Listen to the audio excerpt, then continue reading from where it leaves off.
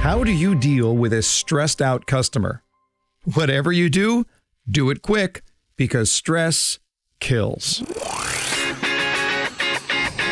Welcome to The Buyer's Mind, where we take a closer look deep inside your customer's decision-making mechanism to reverse engineer the perfect sales presentation. Now, please welcome your host, Jeff Shore. Welcome, everyone, once again to another episode of The Buyer's Mind, the podcast where we seek to understand what's going on in the brains of our customers. We believe here that if you know your customer well enough, that sale will begin to roll out right in front of you, and your customer will show you how to sell them a home. But if you really understand the way your buyer thinks, you can reverse engineer your own sales presentation to make it easy for them to buy. And today we're going to talk about a very specific aspect of the buyer's mind, and that is the stressed out portion of the customer's mind. Joined as always by our show producer, Paul Murphy. Murph, are you stressed out when you're shopping? I don't think I am. Usually by myself. If I get approached by a salesperson who's a little aggressive, my stress levels can go up, but I think that's about it. Does that change depending on what you are shopping for? I mean, it's one thing if you're looking for a pair of socks at a Macy's somewhere, but what if you're at shopping for a home or an RV or a really expensive jewelry or a car? Yeah, definitely feel my stress levels going up because, I mean, you're spending a lot of money, right? So as the consequences go up related to the dollar amount, you feel a little more stress. Sure. Yeah. And we're going to see today that there is really an optimal zone of stress that is, in fact, necessary for action. And that is that if there's no stress at all, then we get inertia, right? So we have this idea that if I have no stress in my life, I have no problems, I have no worries, then I'm not a buyer. I'm not shopping, right? If as soon as you step onto a car dealership, as soon as you walk into a custom suit store, whatever it is that you're shopping for, you're tipping your hand that there is a need. And when there is a need, there is some stress. So you got to have a little stress or you wouldn't be there in the first place. But too much stress is going to lead to distress. And then that stress is going to lead to confusion. And as we've always said here on The Buyer's Mind, a confused mind says no. So today's question is, how do you keep your customer from stressing out? Now, I have a few suggestions, but my guest today has some really, really interesting ideas, and especially about the psychology behind that. And might I suggest that you give this some brainstorming time? You know your customer better than I do. So what are your customers' stress points? That's a really good thought to keep in mind as we go into this conversation today. What are your customers' stress points? What are those points throughout the conversation where you have seen them get locked up, where you've seen them get a little bit concerned and like, oh, no, I don't want to do this. What are your customers' stress points? And we're going to continue our conversation with Dr. John Medina. We started this last week, and it was so good that we just picked it right up. We went a little long, turned it into a second podcast because the conversation was so good.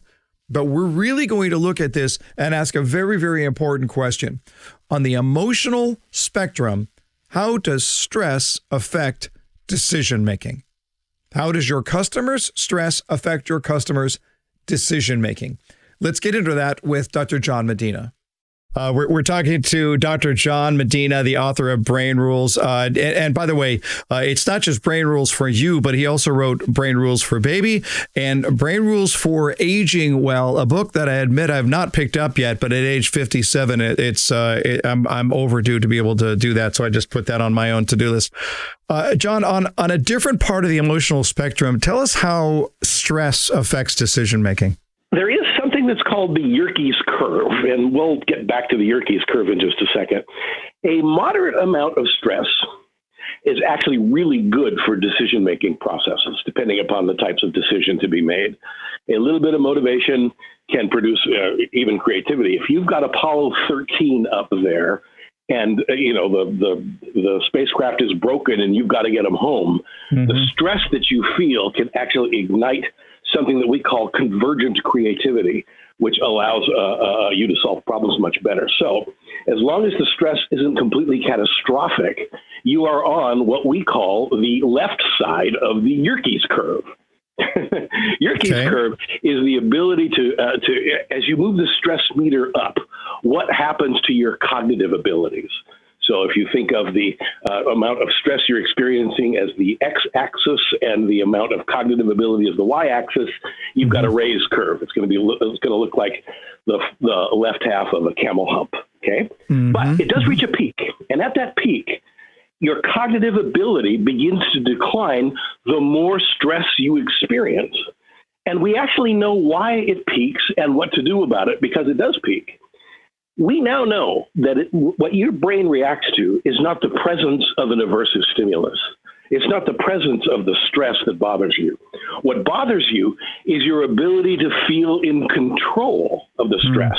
The more out of control you feel over a stressful situation, the more likely you are to enter into what we call the right side of the Yerkes curve, which is a decline. This is a camel hump. So what you're going to see is a decline. And your ability to continue to handle, to make decisions, to your point, and actually to do a whole range of cognitive ability actually declines rapidly the more out of control you feel. Now, in a business situation, that this could be you have a project you are supposed to do, and you're going to be evaluated on that project, but you were not given enough money in the budget to be able to do that project. So you know the project is going to collapse. You know there's no way you're going to get any more money from it, and you know your feet are going to get burned because you're going to get evaluated. You become out of control. That out of control, put a circle around it, because that's the stuff that actually hurts learning in almost every way you can think of hurting learning. It hurts decision-making processes, a particular cognitive gadget we call executive function, and can be very powerful. So stress can affect learning one of two ways. It can actually help cognition, help decision-making, up to the point where you feel out of control. And once you are out of control, then decision-making begins to collapse. Absolutely fascinating. So let me just connect some dots here, and you can tell me whether I've connected them properly. Sure. Your stress is actually, it's going to constrict your creativity when it gets to some point. You're going to get into some overload. The brain is likely going to just send the warning signals, shut down, and then we're going to revert back to whatever that known comfortable space is going to be, even if it means I'm not going to make a decision at all. That's right. In fact, one of the first things to go is your ability to remember things. So your short-term memory begins to collapse. You begin to, in fact, I've lectured occasionally to law enforcement about this because there's something that Beth Loftus discovered that's called weapons focus. Have you ever heard of weapons focus before, No, Jeff? I have not. No. This would be really illustrative because weapons focus is in regards to what happens to a victim if they have suffered a physical assault of some kind. And let's say there was a weapon that was involved, all right? Now, the detective is going to go and interview the victim because needs to get the details on the perpetrator. So we'll ask the victim, well, you know, what, male or female, what color hair, what color eyes, and whatnot. This is an extremely difficult interview to do because as your brain collapses into the, oh, my God, I think I'm going to die, you're on the extreme right side of the Yerkes curve.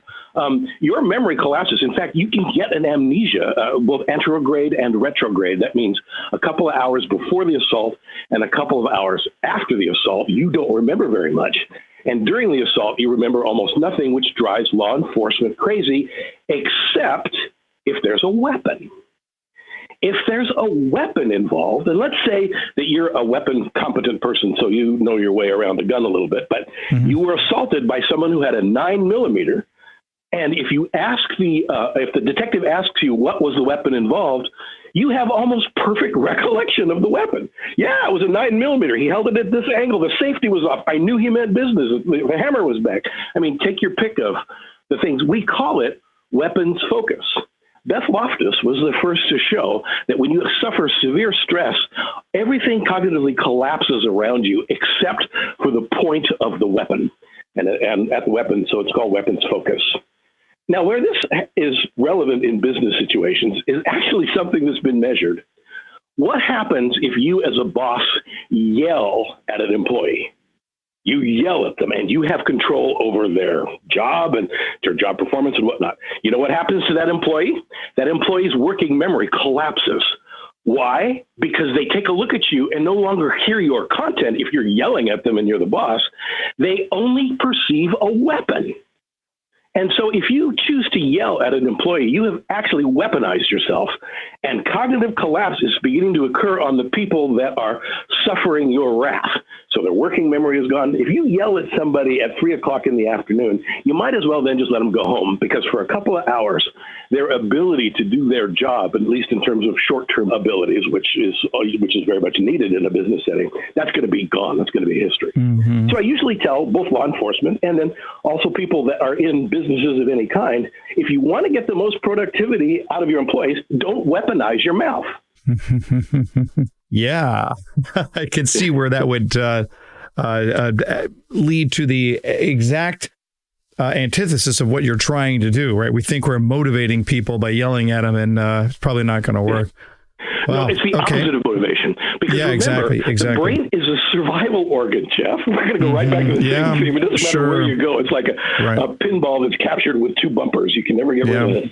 Right. It's a survival thing. The brain is not interested in being productive. The brain is interested in if the boss is going to let them stay in their job or not. Mm-hmm. And if the boss is yelling, and because there's been a poor performance or any perception of safety issues, the brain is immediately going to go to what it always goes to, and that is, am I going to die or not? Sure.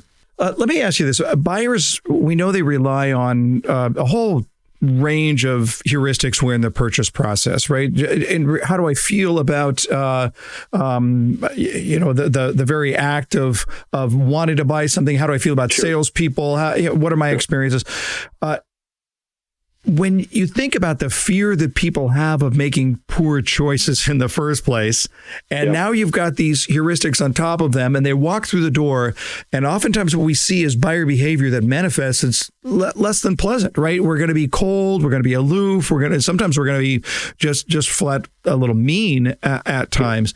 And I understand the survival instinct there. That makes perfect sense to me. The question that I want to ask is, how malleable are those heuristics? For example, the heuristic that I'm going to carry about a salesperson when I walk through the door, based on my experiences, based on what's been portrayed in the media, whatever it's going to be, how easy or difficult is it for that salesperson to say, no, I am not the person that you feared when you got out of your car? Oh, it's easy, but it is a dance with 2 partners. If you think about it from the retail person's perspective, they deal with all kinds of issues all day long. So some people are going to be mad at them. Some people are going to be happy. Most people are going to be indifferent. A lot of people have credit card debt, so they are insecure about whether they should buy this, this new toy or whatever. They're going to deal with a whole range of emotional issues. One of the best things a buyer can do to a seller when they come in the door is smile at them. No kidding. And the reason why is that for some strange reason, we use smiles, baring our teeth, which is really weird, but it's true, as a safety cue. And the instant the seller sees a buyer walk through the door and the buyer just looks at him and smiles at him, there's a safety cue that gets registered. Now, if the seller does the same thing, if the seller smiles at them also, and this can't be fake, by the way, you got to really do this for real, but you can. Mm-hmm. I mean, it's when you create an atmosphere of safety, then the brain can make much more, I'm going to say the word informed decision, not rational, but more informed decisions. And the seller can actually become an ally to the buyer, and the buyer feels safe and maybe feels less guilty about spending the money, and then boom, spends the money. At the same time, even if the buyer goes away, the buyer may very well remember that the seller smiled at them, that there was a safety cue, that they weren't as pissed off as many sellers are because they have to deal with a really grumpy public all day long. But this one wasn't. People often remember their wait person really well. Mm-hmm. One of the reasons why they remember their wait person really well in the positive sense is that if the wait person comes along and smiles at them, as opposed to, hi, what do you want? Here's the menu. Mm-hmm. Right. So the ability to communicate safety, that's why I say it's a dance with 2 parties involved.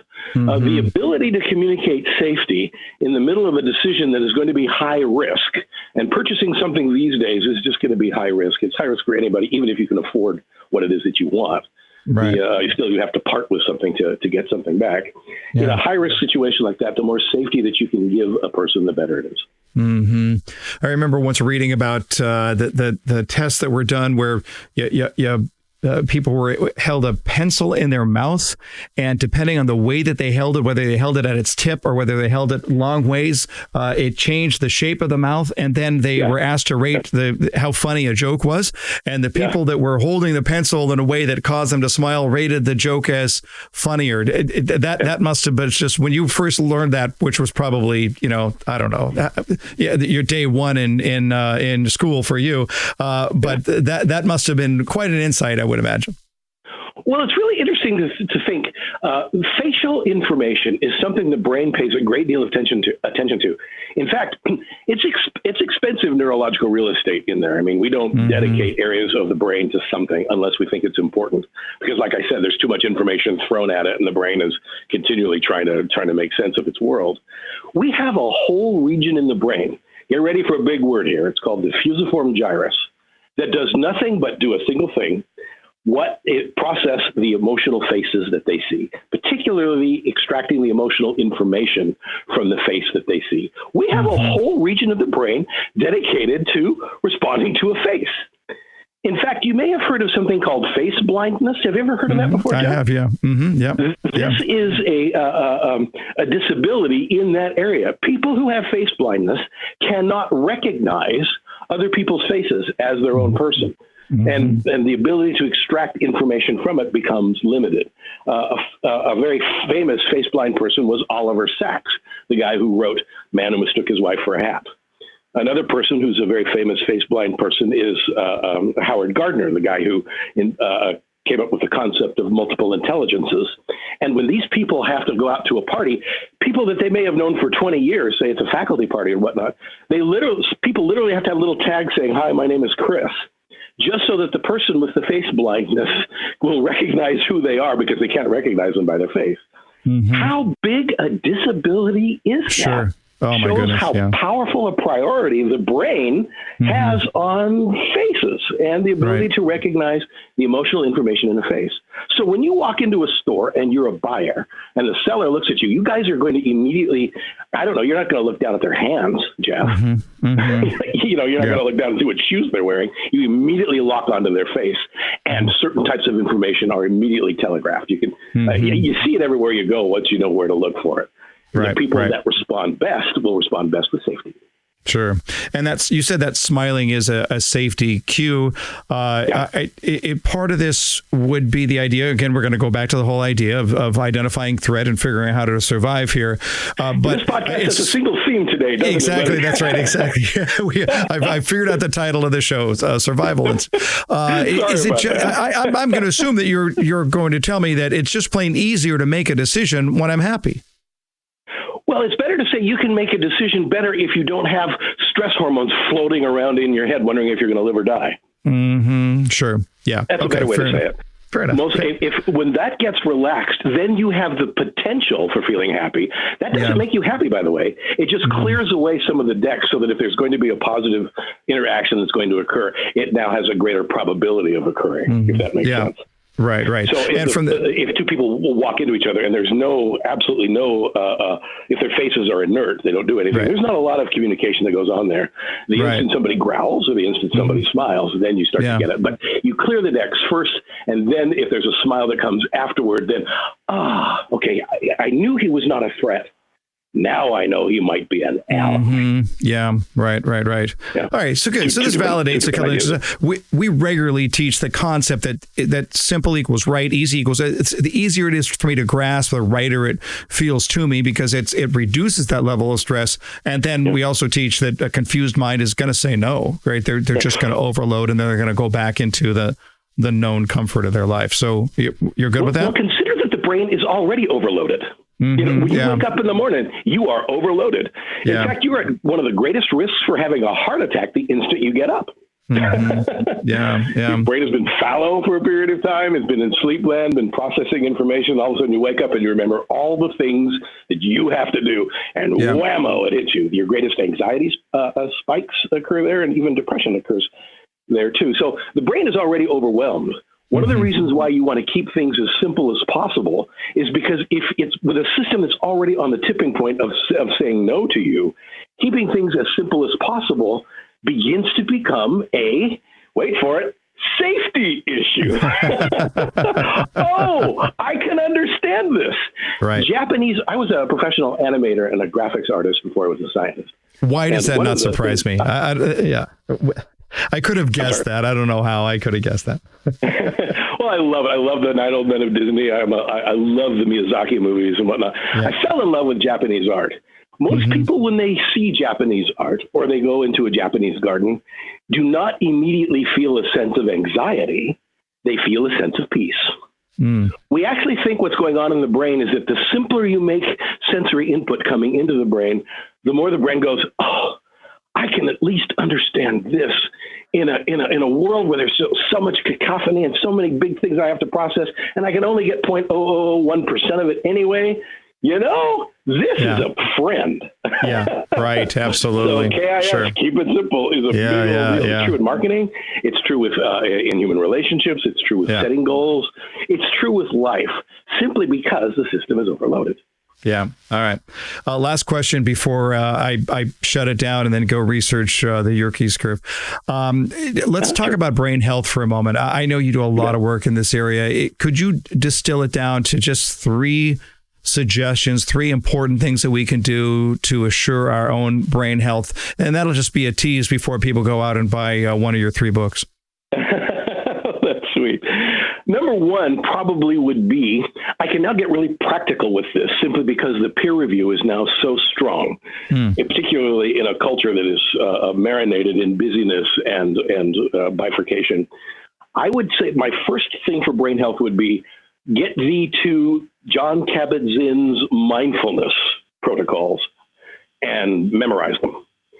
Memorize the Jon Kabat-Zinn version, though. There are many protocols out there, many of which are spurious, Jeff. You have to be really careful with this. But there's a book I can even recommend called The Mindful Way Workbook. It's a terrific 8-week course that puts you through it. I have no financial interest in this. I'm just a deep admirer of Jon Kabat-Zinn. So the first thing I would say is get thee to thy mindfulness. Second, maintain your friendships and make new ones. And sustain those friendships that are both nourishing to you and that you can nourish. Create an equilibrium. The second suggestion is a relational one, a social one. Have friends, make new friends, and give as well as you get. By that, I mean you need to listen to them. They need to listen to you. You can't have parasitic relationships and stay in the bounds of my second recommendation. You truly have to have what we call a bilateral relationship, a friendship. So that's number 2. Number 3, it'll sound a little amorphous, but I can summarize it in 2 words. Stay curious about things that are bigger than you are. So the 2 words are stay curious, but the real thing I'm saying is stay curious about things that are bigger than you are. In other words, learn. And continue to learn things about the world that is bigger. Our native curiosity, we're born with it. And man, we do our best to anesthetize it when we have to worry about mortgages in our marriages. Nonetheless, the curiosity that we were born with does not leave. Notice I said it wasn't killed, it was anesthetized. And you can bring that back. When you do that, when you begin to appeal to ideas that are bigger than you are, you enter into what we call decentering behavior as opposed to centering behavior. I'll explain that briefly, and then I'll be off the concept for my 3rd recommendation. When you are centering behavior is just you preoccupied with your own problems. So my knees ache. Person A hates me. I hate person B. Everybody thinks I'm an idiot. All the stuff that is self. Centering behavior, we call it. In order to be able to get out of yourself, you have to go into decentering behavior. And one of the most powerful ways to do decentering behavior is to start contemplating and regularly immersing yourself in things that are other than you. In fact, things that are bigger than you. Marty Seligman, in his great book, and I talk about this in the Aging book, suggests that you do, if you really want to get a hold of decentering behavior, find a mentor that meant a great deal to you. Particularly, this works really well, particularly if they're alive. And tonight, write them a letter of gratitude for their input into your life. Just write them a letter. Write them a letter that says, yeah, you meant something to me. It could be a parent. It could be a teacher. It could be a friend. It could be anybody. But you write that letter. And then if they're still alive, you go out and you find that person and you read them your letter. Try not to cry. This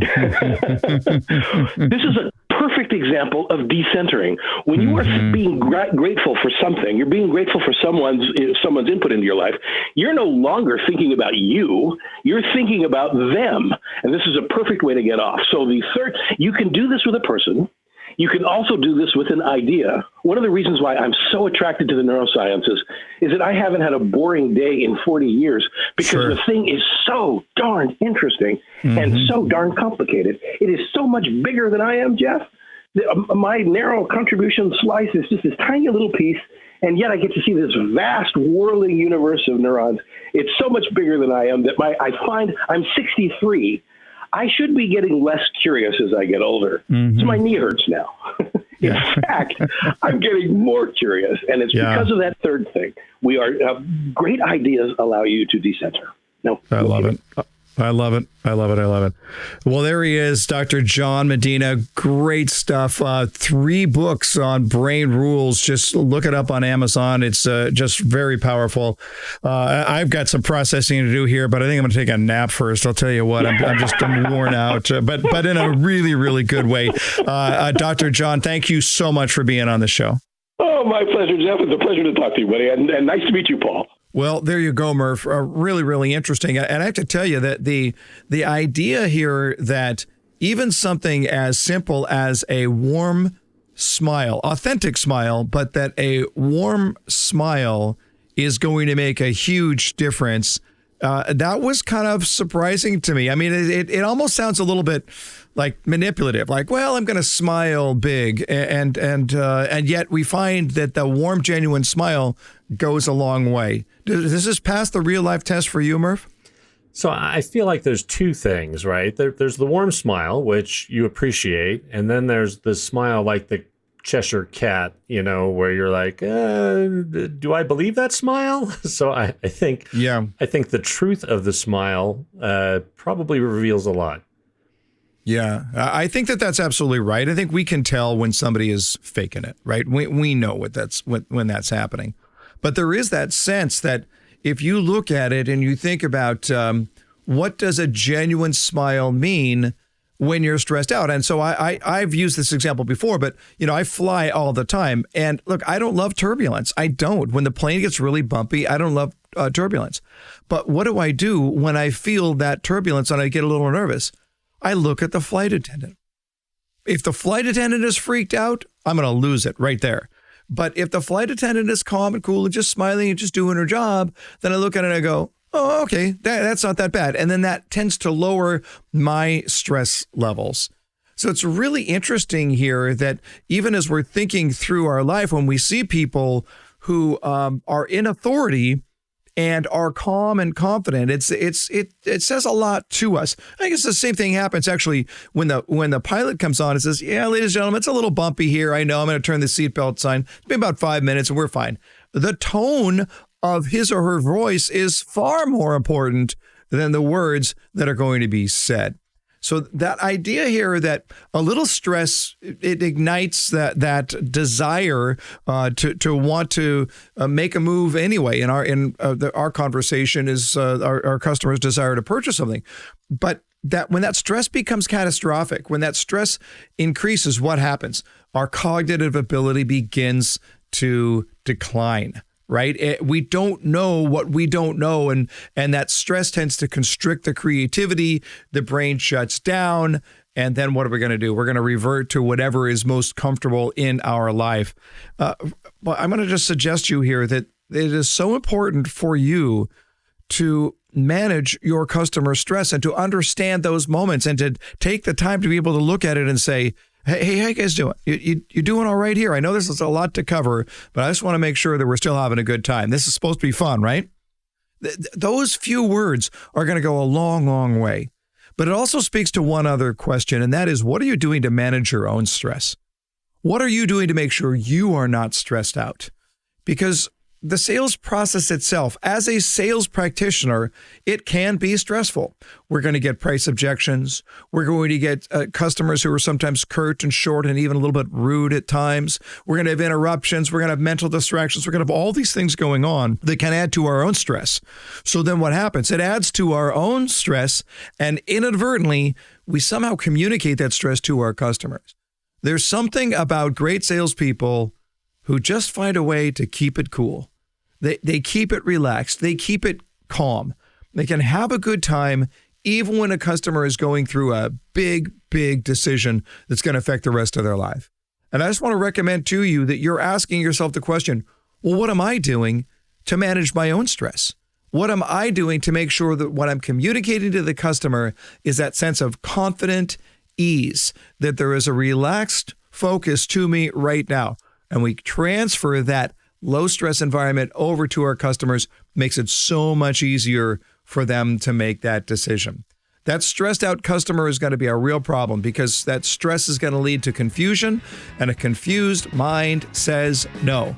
On the other hand, easy equals right. And when we make it easy for our customer, it just feels right. The easiest way to make it easy, give them a big smile, relax, let them know that this is a comfortable place. That is when you get to change their world.